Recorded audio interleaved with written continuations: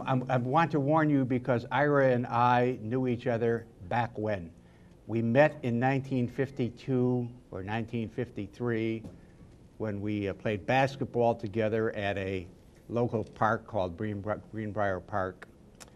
And we'd play basketball together, I don't know, maybe another 5 or 6 times. And we knew each other by sight. And we had mutual friends, people I went to school with who knew Ira or had gone to school with Ira, and so on and so forth. So if we say things that seem to be a sort of just between buddies who know things that nobody else could conceivably know, except Susan Cam, who's from the hood, so to speak, you'll understand why. Now, let me say that I followed Ira's career for about 23, 24 years now. I had been reading him in the Times without realizing that the Ira Berkow who was writing for the Times was the same fellow I had known back in Chicago. Until one day, a friend of mine said, you know, I just read an article, which I have pulled. I don't have it here. I have it somewhere in my briefcases. Said, I just read an article about a guy who, the article was, Why I'm 43 and Still Play Basketball. And I said, well, bring it to me. And he brought it to me, and to make a long story short, I ultimately figured out that, my God, this is, when he mentioned Greenbrier Park, he said, my God, this is Ira Berkow, the guy I used to play ball with. Now, I'm going to ask Ira questions. Ira doesn't want to make a presentation as such. And I'm going to ask Ira questions. And the way they do this from the 93rd Street Y, or from Printers Row in Chicago, or all these other fancy places, is the moderator starts out and asks questions, and then he or she permits the audience to get in a word and ask. So I want to do this differently. If anybody wants to start out by asking questions right now, like the woman from the hood, or Kirby, or anybody else, you know, feel free to do so right now. And you know, and at any time when Ira and I are conversing, feel free to do so, because this is not going to be one of these deals where we talk until I'm tired of talking and then you folks talk. Okay, now is there anybody who wants to ask a question right from the get-go, right off the bat? Okay, there we go. What is the meaning from the hood? The meaning from the hood is Ebonics of a sort, short for neighborhood. Became famous because of Spike Lee's movie Boys on the Hood, or From the Hood? From the Hood. From the Hood, and boys were spelled B-O-Y-Z. Boys from the Hood. Yeah, well, when I first heard, I thought it had something to do with an automobile. You know, you lift up the hood. Susan, you had a question. I was fascinated with your book, and I would like to know, how would you describe the impact that Red Smith had on your development as a writer and as a person? Well, Red Smith had a huge impact, to put it mildly. When I was in high school, Sullivan High School in Chicago, and reading nothing and just staying eligible for the basketball team, the high school box scores in the Chicago Sun-Times were placed alongside the column of Red Smith. I had not known who Red Smith was, and as I'm looking for my own line in the box score, you know, no points, 5 fouls. Somehow I was attracted to the column of Red Smith, and I thought I started reading it, and it was just wonderful. It was one of the few things I read when I was in high school. And he was a sports writer who really wrote about people. He wrote about issues. He made you laugh. He made you feel emotion. I mean, he was a writer. And I didn't realize that he was writing out of New York. I thought he was a Chicago writer until I went away to college, Miami of Ohio, and I saw he was also in the Cincinnati Enquirer, and he was in the Dayton Daily News. And then I found that he has collections of his columns, and he was on the cover of Newsweek magazine, the Titan of the press box, and he was I'd say a world-class literary figure, but primarily American. And when I got on the school paper at Miami of Ohio, I started writing a column. I thought, gee, this is a lot of fun. I was planning to be a lawyer at first, And then I guess I got religion. And I just, by a quirk, I had on a school paper and started writing, and it was a sports column. And I thought, I'd like to keep this up, and I'd like to get good at this. I don't know where I was going. And so I wrote Red Smith out of the blue. I sent him 2 of my sports columns. And he wrote me back. And the lead was, of his letter was, if when I was a cub reporter in Milwaukee and writing a lead, the city editor would come by and look over my shoulder. If he liked what he saw, he'd nod and walk away. If he didn't, he'd say, try again. My advice to you is try again. And again. If you're for this business, and not many really are, you'll have an eternity of sweat and tears ahead. He said, my first impulse was to paste up those columns and write in marginal criticisms, but they wouldn't have made you happy. And so I looked at the letter, and should I be depressed that the great man didn't like my stuff as much as I would like, or should I be flattered that the great man took the time to write me? And I decided to be flattered.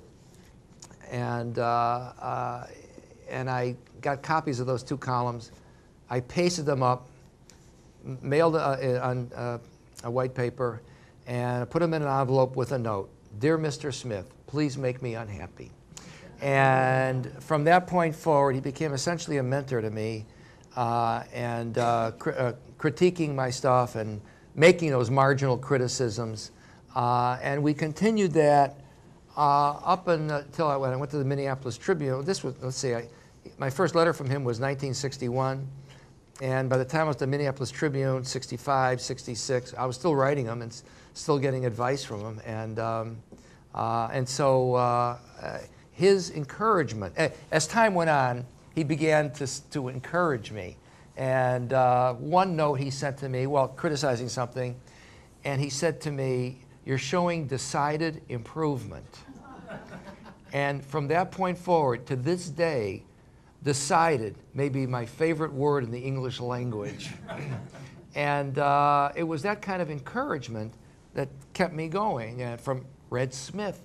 And then we became friendly in New York, and I got to know him in New York, and I still spoke with him and shared dinner or some things with him. And so yeah, it was, if it hadn't been for Red Smith, I would have gone in another direction. Sorry, Larry, but so. Well, what can I say? Journalism's gain was our loss. Yeah. So that's the way it was, Susan. That's Red Smith. Talk for a bit, please, about what it's like to work at the New York Times, and what's the culture like, and what pressures do you have working as a writer for obviously a very high profile and influential paper? And are you heavily edited a lot at the Times? It happens that I'm not heavily edited, but I am edited. And by that I mean, do you think this sentence might be too long, Ira? Could you find out if X, X, and X would add to the story? If this fact would add to a story.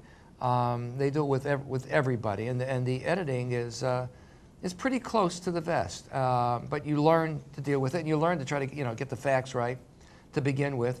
Yeah, there's a lot of intrigue over there, and you try to avoid office politics like any place else. But this is a big place. There are 1,000 editorial people, and I've compared it at times to the Kremlin. And you just you try to stay out of the politicking. At one point, the sports editor called me in his office. This was maybe 20 years ago. Called me into his office and said the deputy sports editor is leaving. That's the number 2 guy. And he said, I'd like you to be the deputy sports editor. And at the paper, the editor, the top editor for each department, stays about 10 years, and they move on. And becoming the deputy sports editor would have opened up a possibility, surely, for me to become the sports editor of the paper, of the sports section, sports department. And as my friend Joe Vecchione recalls it, he was a sports editor, he said, when I suggested that you become the deputy sports editor, he said, you went white. Because I didn't want to be in that office. I like going around and doing my stories, traveling, meeting people. And I surely didn't want to deal with the top editors on your back and then the writers on your back, I guess, where you're in the middle. And I would just as soon, complain from a writer's standpoint. The editing, they try to be balanced. I know that, especially front page stuff, there are always people, the right wing complains, the left wing complains. I mean, everyone is complaining about it. And, but from my inside of 26 years now at the New York Times, and sitting in on front page conferences, they have a front page meeting at 11 o'clock or 11:30, and then they have one at 4 or 4:30. And every department head, I think there's 14 different departments, and everyone sits around a table and pitches their best story for front page. And also they show that what pictures there are, and they put that on a screen, on a projector, and no, not a projector, what do you call it? Or slides, a slide projector. And they really try to be balanced and fair. And they make mistakes. Sometimes it seems they're not fair. But I think that their stock in trade is integrity and really attempting to get things right. And I think for the most part, they do a pretty good job of it. I mean, even though I have my own complaints sometimes about my own stories, about my own placement in where the stories are. But I think in the end, their attempts at integrity and being fair is why the New York Times is truly a national treasure. And if we didn't have the New York Times, I think it would be a lesser country.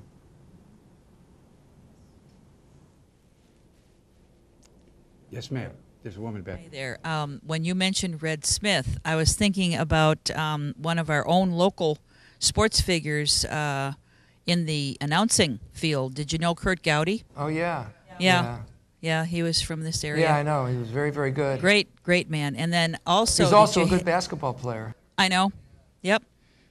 He would tell you that anytime. Oh, would he? Would he? Okay. Oh, yeah. Okay. And the other is, did you work with Studs Terkel, or have you ever had any... I know Studs Terkel, yeah. Yeah, have you ever had any work with Mitch Albom? Mitch Albom also, yeah. Okay. We share an agent. Do you want to write a Thursdays with Maury or something and try to make some of the... Oh, that was an amazing book. Mitch Albom has his fingers on the pulse of much of America, and he touches the heartstrings, and he's got an amazing facility. Not just sports. No, Tuesdays with Maury is not sports. He has just an amazing ability to do that, and he's an accomplished pianist, and I think that my guess is that some of the rhythms and some of the understandings in his writing may come from the music. Yeah, I have a lot of respect for Mitch, and Studs Terkel I've been friendly with, and in fact Studs gave me a blurb for Full Swing. So Studs is an unbelievable character. Yeah, really, he's a wonderful guy. I was going to say something else about the Times. It just slipped my mind, but it'll come back to me, and I think it'll be of interest to you. Ira, I enjoyed reading your book immensely. I stayed up into the early mornings. Does that mean that you're not going to buy a book today?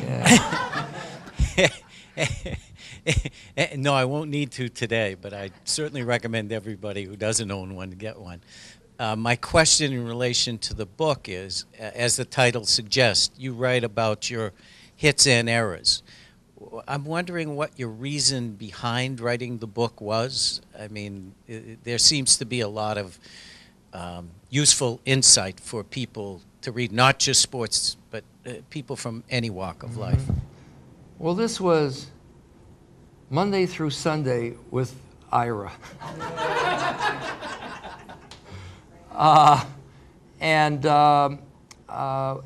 In the introduction or the prologue to the book, I say the book is about what I learned and who I learned it from.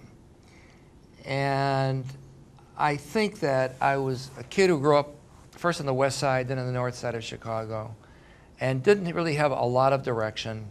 And as Larry and I were both talking, that no one I went to grammar school or high school with had a parent who was a professional, a lawyer, a doctor, Indian chief, whatever it was. There was nobody. My father owned one of the cleaning stores at one point, then he got into politics.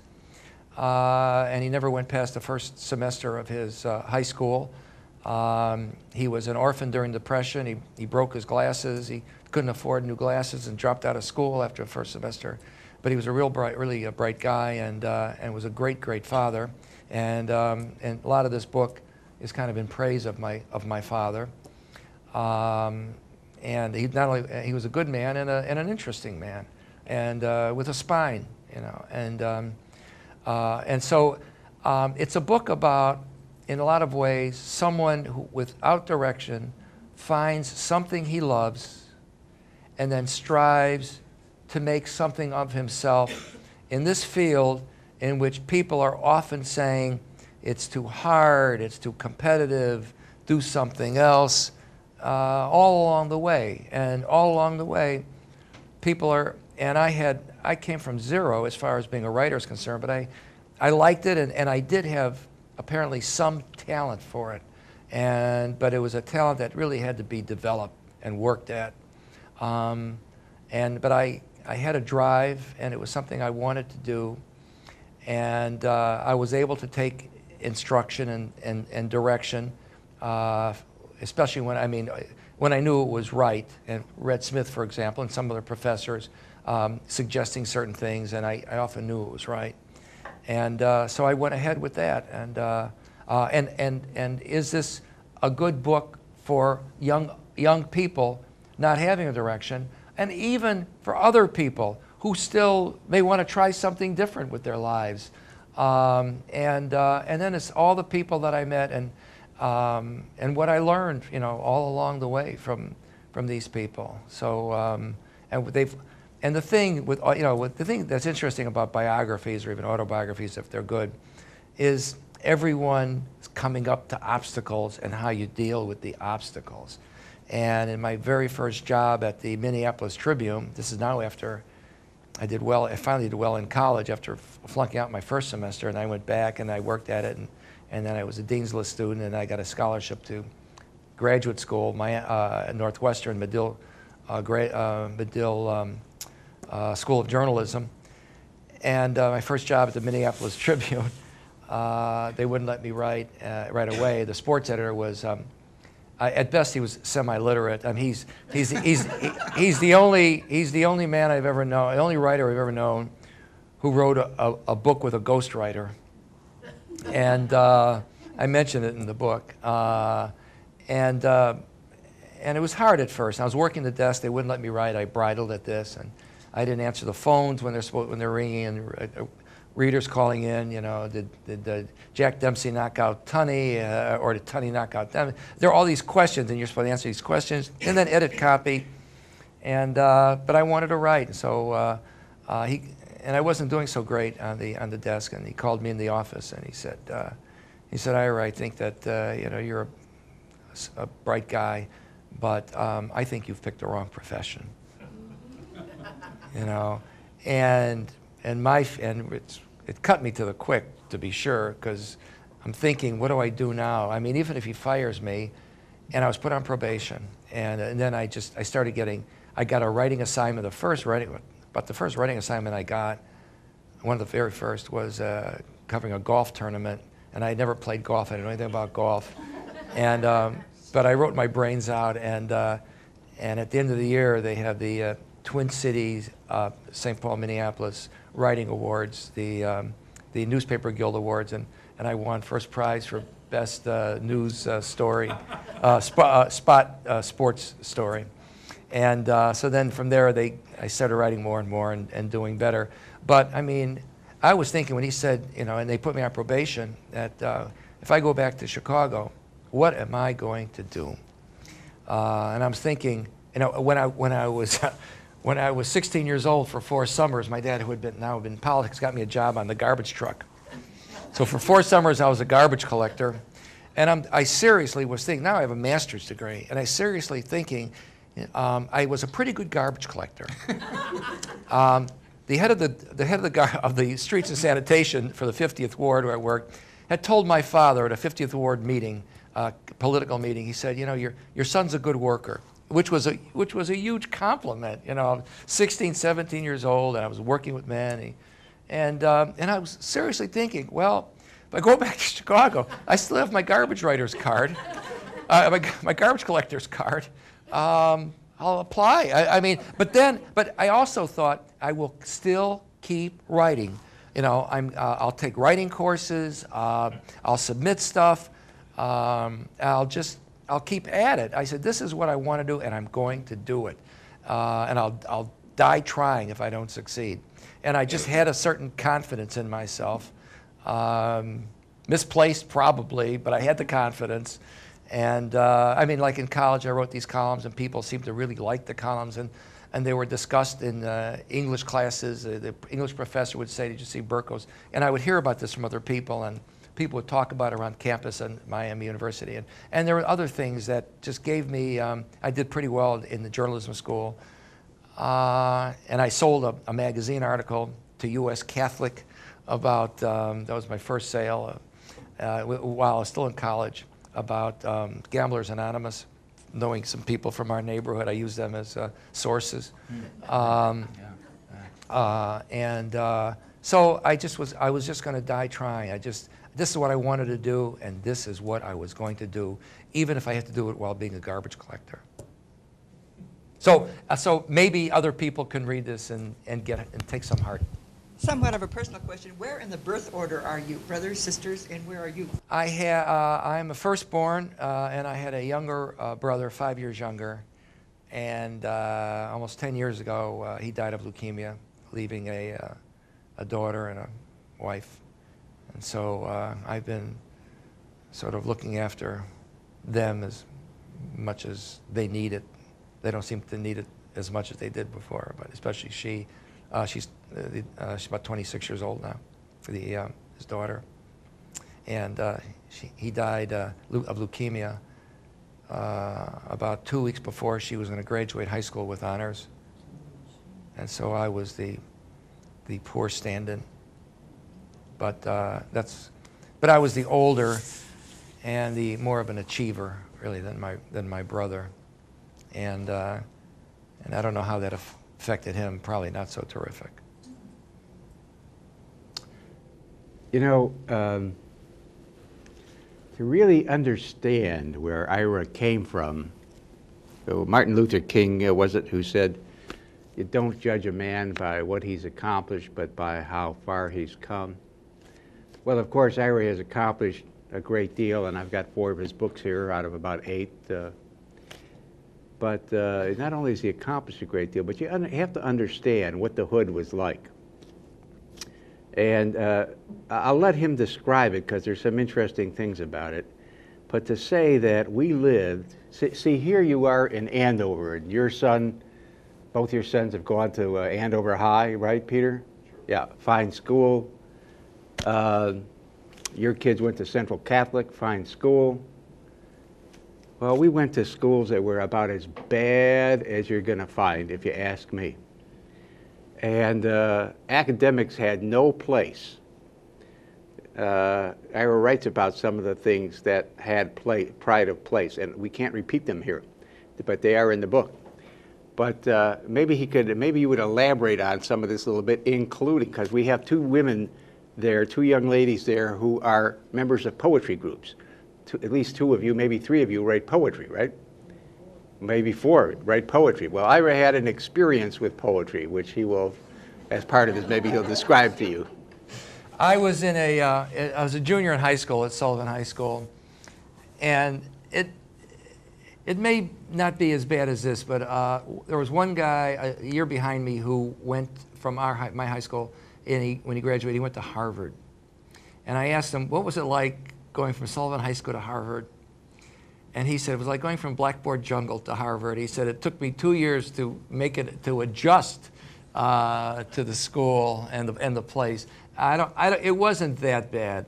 But the poetry I was a junior at Sullivan High School and on the north side.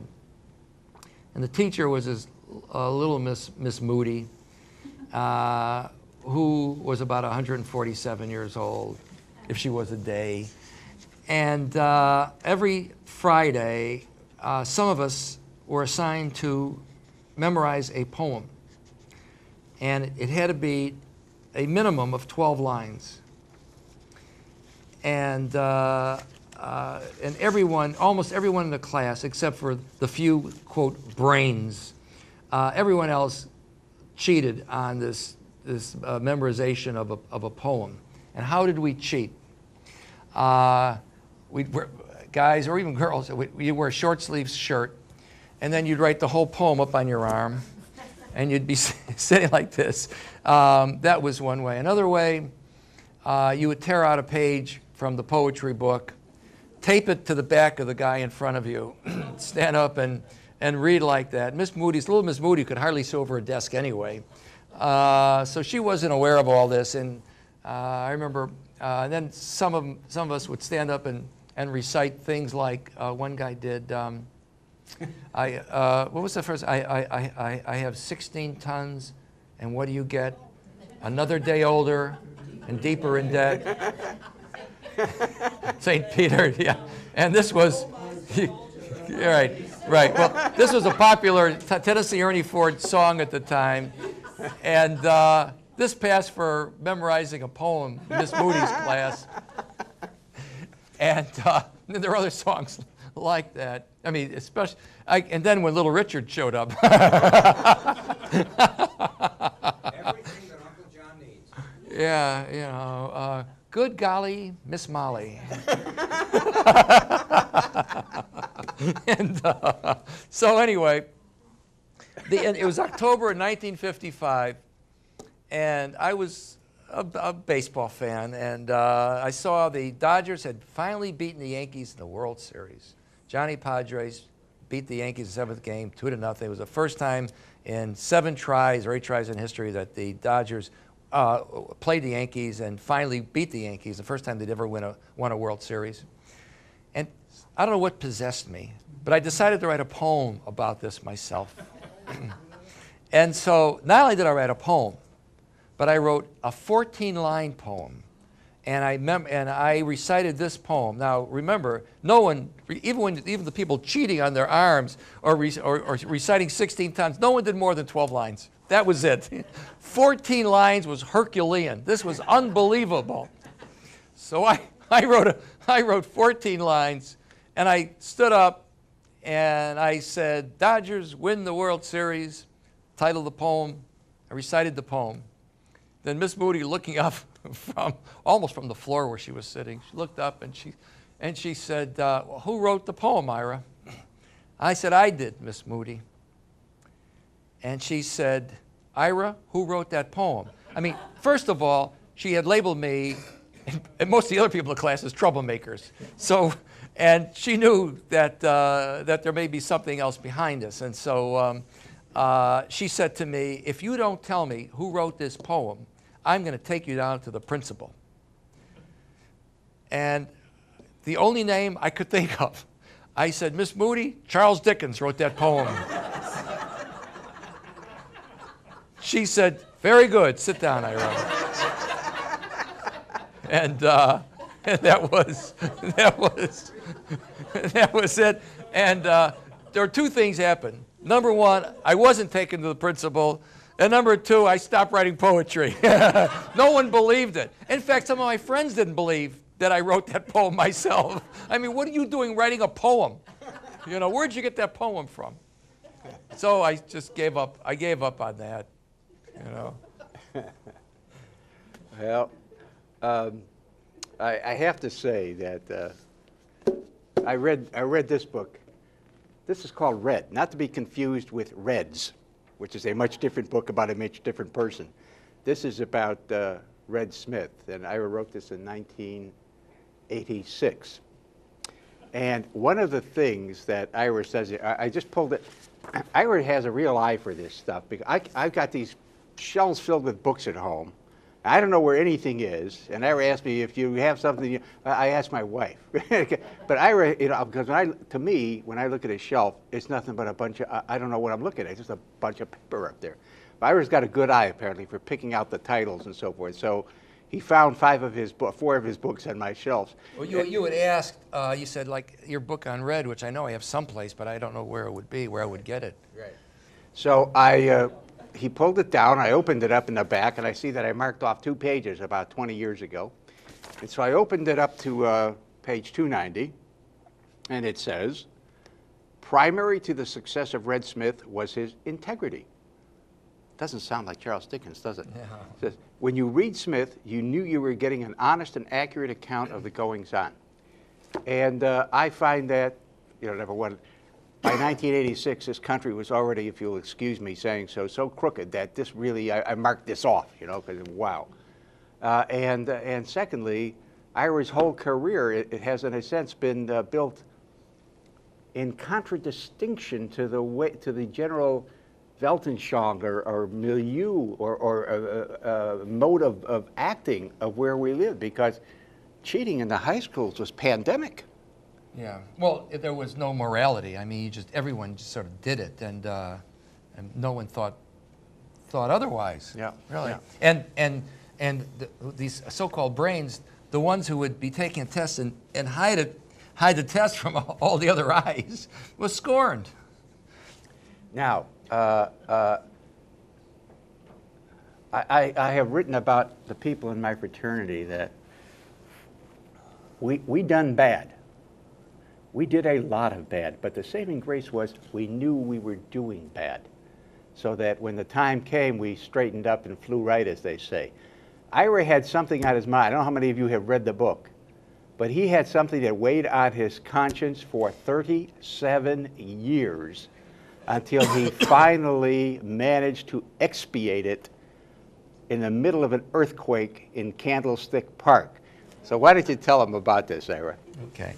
Before I do, I don't find if Larry had asked me to find a book by Charles Dickens on his bookshelves, I probably wouldn't have been able to. Because it's not there.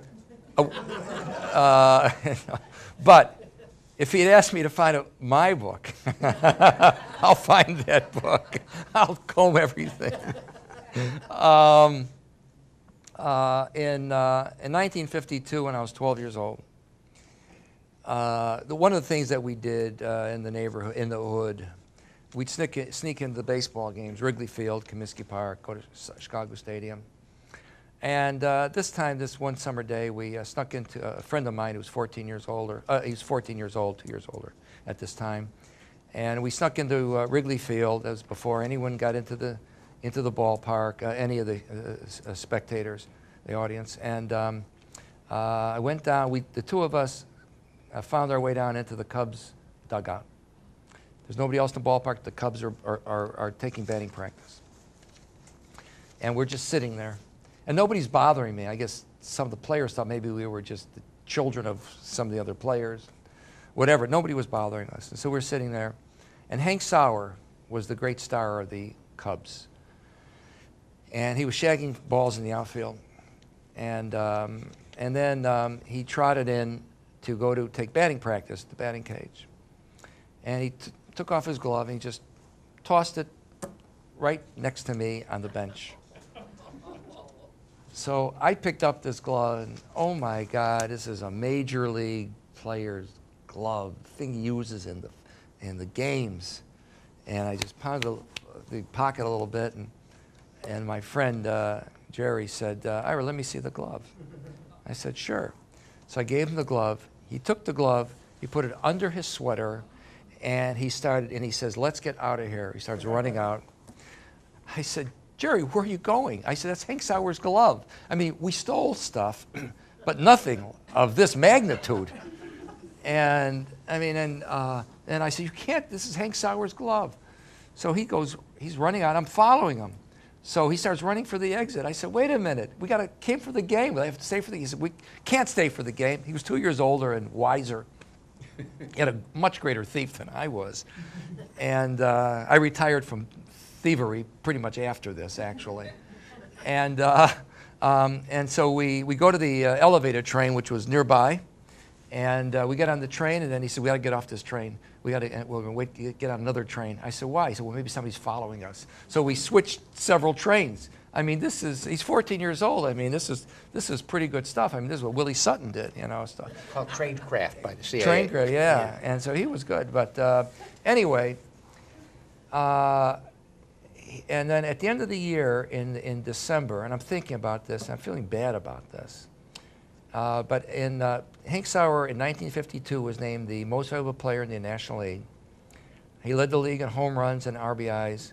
He was the MVP with a home run in the All-Star game, and he had a great year for a fifth-place team, and he's had a great season, MVP.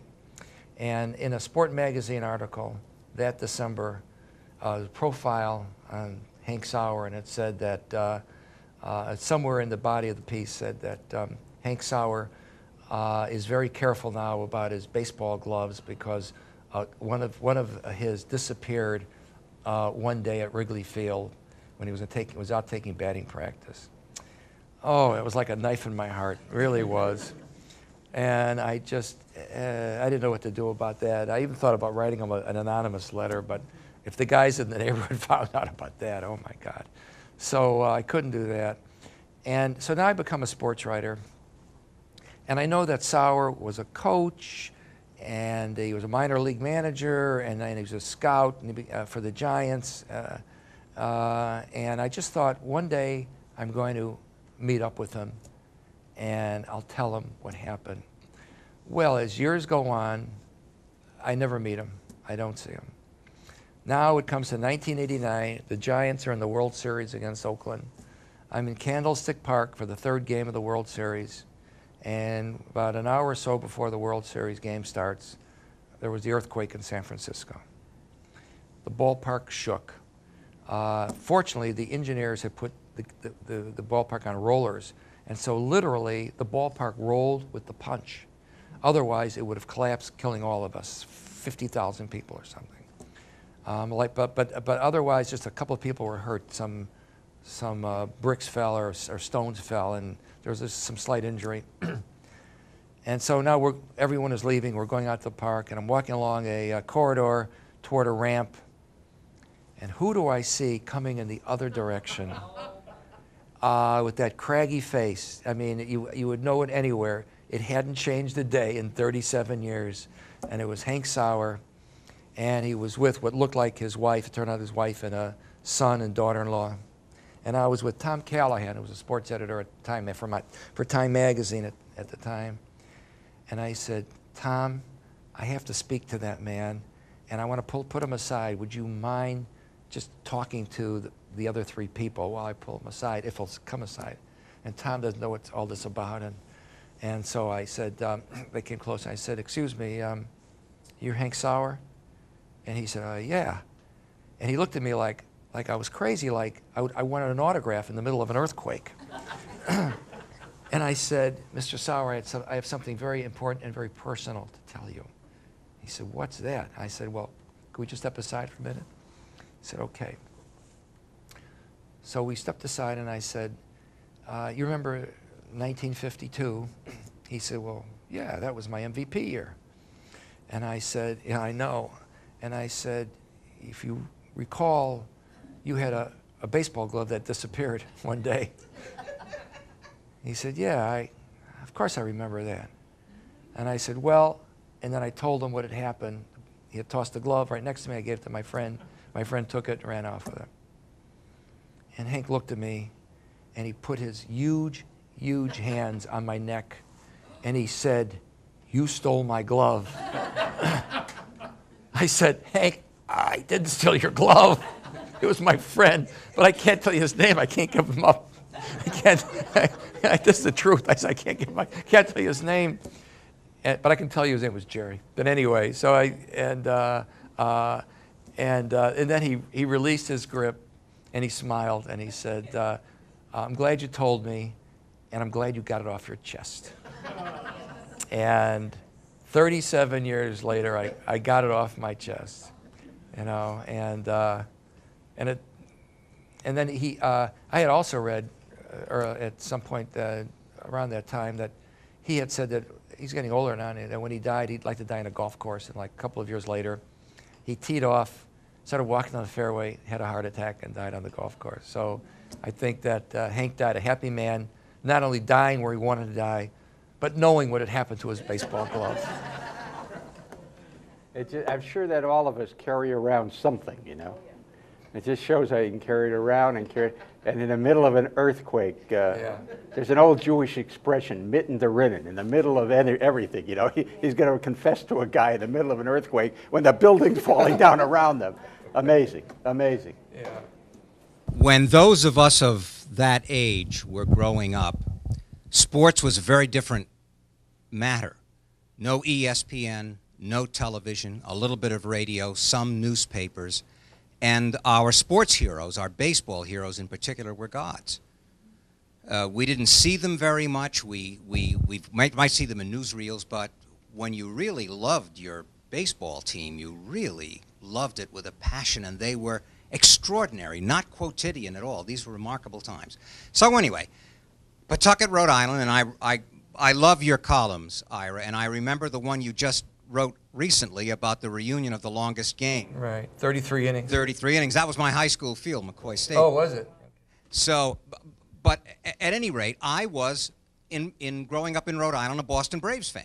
And just as you fell in love with baseball in 1948 or 47 when you were 6 or 7, I happened to fall in love with the Braves, not the Red Sox in 48, because they happened to win the pennant that year. So I followed them. They went to Milwaukee. I still follow them. They're in Atlanta now. I still follow them. But in Milwaukee, in 1957, as you know, they win the World Series. Warren Spahn, one of my great heroes, wins one of the games in the World Series, the 6th game, I think, or something, and I'm inspired. So I'm in my English class with Miss Carlson at Tolman High School, and I write an essay. You have to write an essay. So it was about Warren Spahn. And it was kind of informal, and it was emotional, and kind of different. You don't normally do it that way. And she liked it. She said, "Hey, this is great." And she showed it excitedly, because it was a different style, to some of her colleagues. And they said to her, "Oh, yeah, this is the stuff Red Smith does all the time." And, of course, what that meant for me was, just as I remembered the ball players, you also remembered the writers. And it wasn't intentional, but to be sort of dismissed backhanded by saying, "Well, you know, that's nothing much. Red Smith does it all the time." I really felt very nice about that. You should.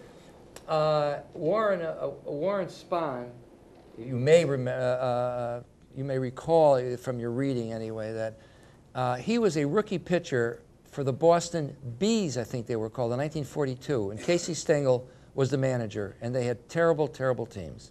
They were close to last place all the time. But Spahn was a rookie pitcher in 1942, and then he went into the Army. Battle of the Bulge. And then he came out, and he had this great career. And Stengel eventually went to the Yankees, where he won 10 out of 11 World Series, or 10 out of 12, I think it was. In 12 years, I think he won 10 World Series, something like that, 9 or 10. Phenomenal Casey Stengel career as manager.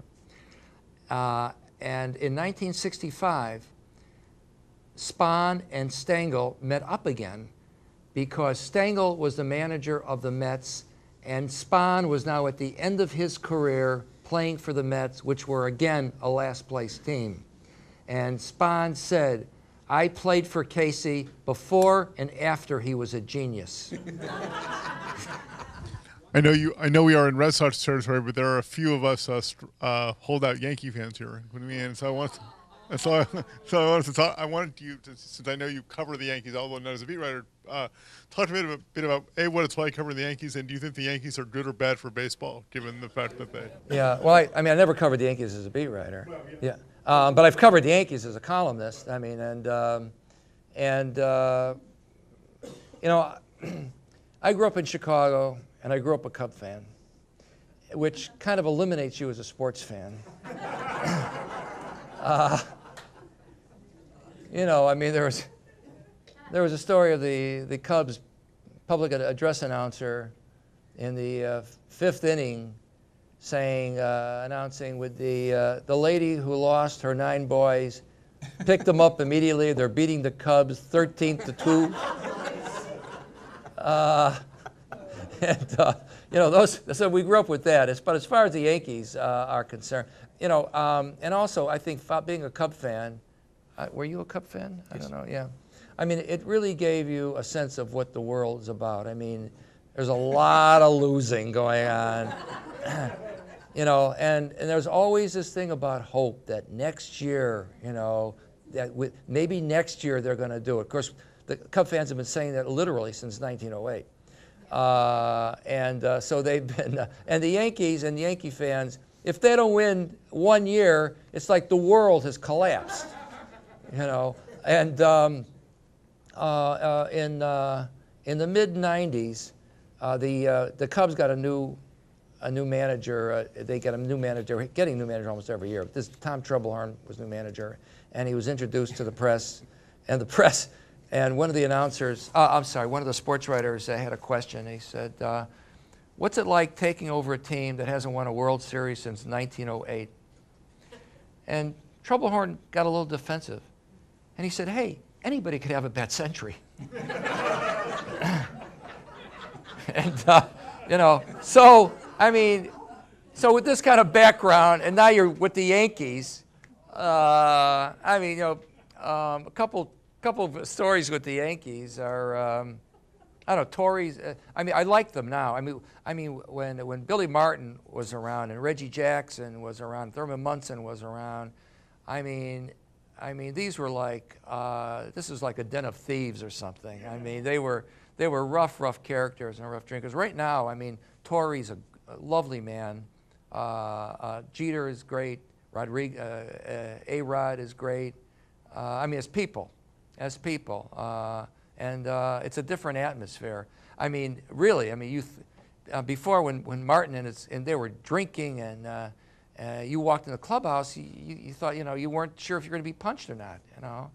And but it's different now, and the Red Sox clubhouse, it was kind of rough before when guys weren't talking to the press.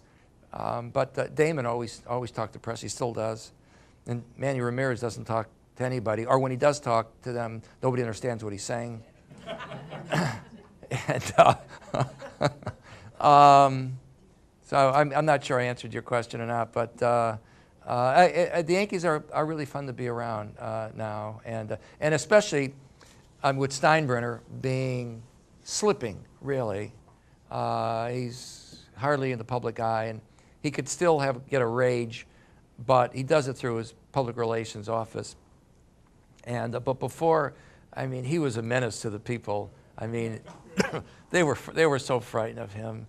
And the PR people, he's had like 10 or 12 in the 20-something years he's been there. And I mean, the stories when these people get together are phenomenal. But one of my favorite was Rob Butcher was the PR guy for the Yankees, now a PR guy for Cincinnati. And this is before cell phones. And you didn't want to leave your hotel room on the road because George might call. And you didn't want to go to the bathroom because George might call. And now he thought George might call about something there in Toronto, and he decided, well, I'm going to jump in the shower. So he jumps in the shower, and everything is heating up. The phone rings. He jumps out of the shower, dripping, grabs the phone. It's George, and George starts to dictate a press release. Butcher doesn't have a pen. He doesn't have paper. All he has is the window of the shower. he starts writing.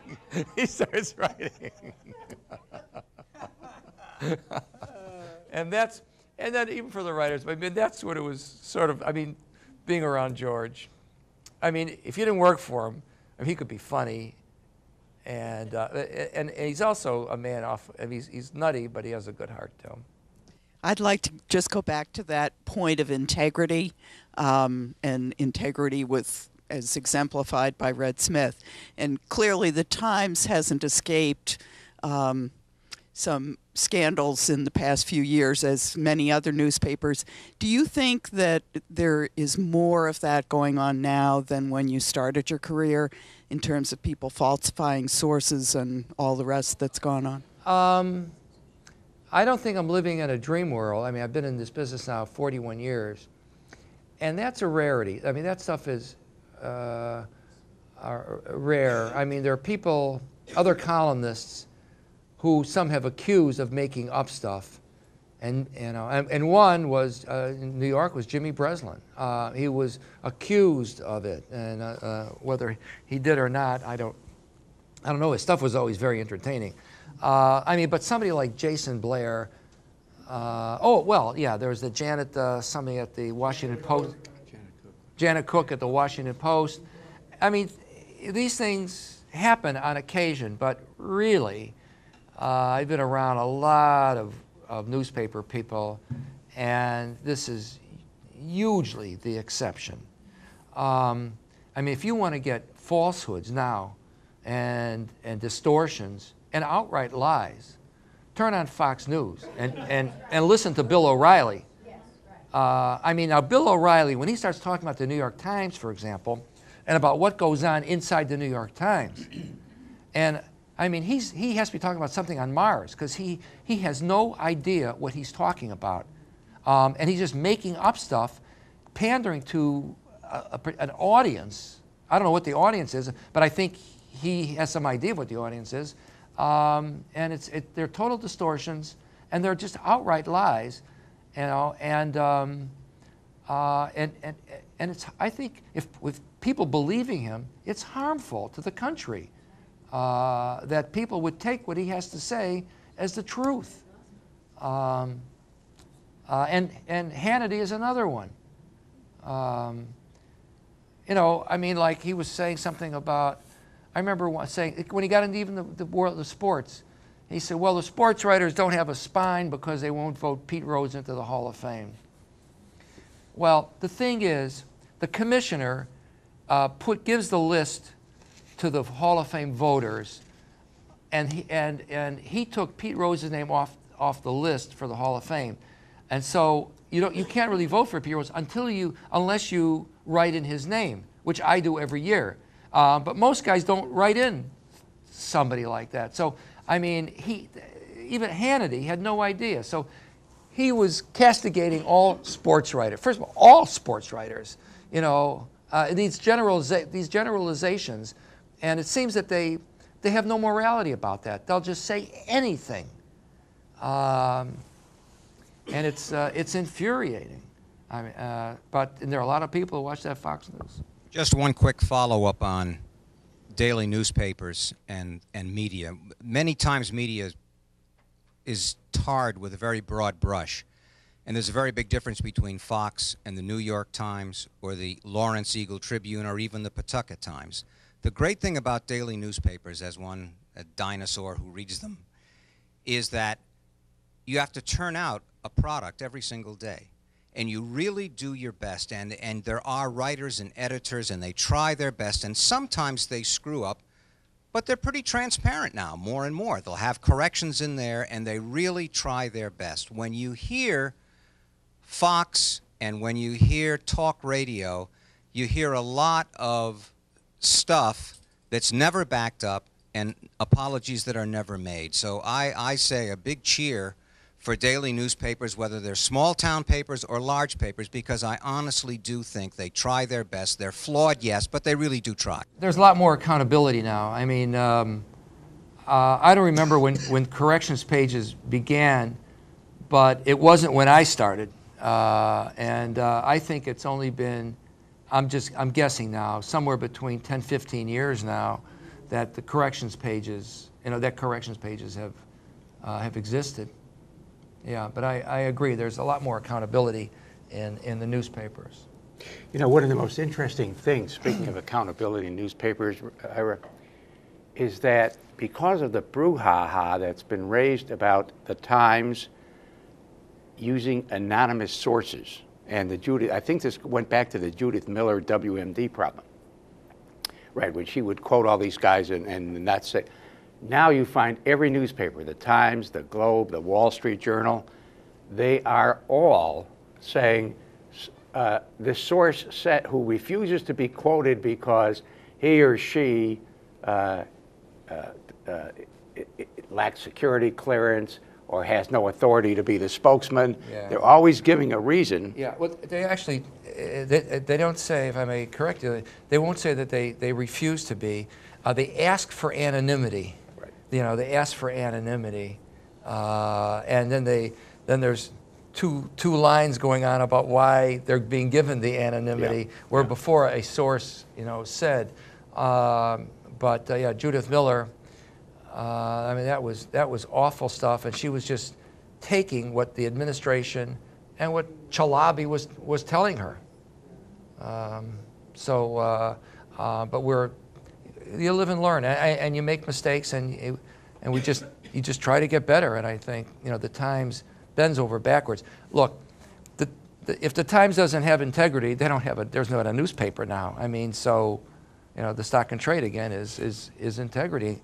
You know, and being honest. I think most people will understand that mistakes can be made, and I think most people even I don't know if they sympathize with the paper about Jason Blair, but they saw. I think most honest people saw this as a real aberration. I mean, I knew Jason Blair, and he was. It turned out he was really a sick guy,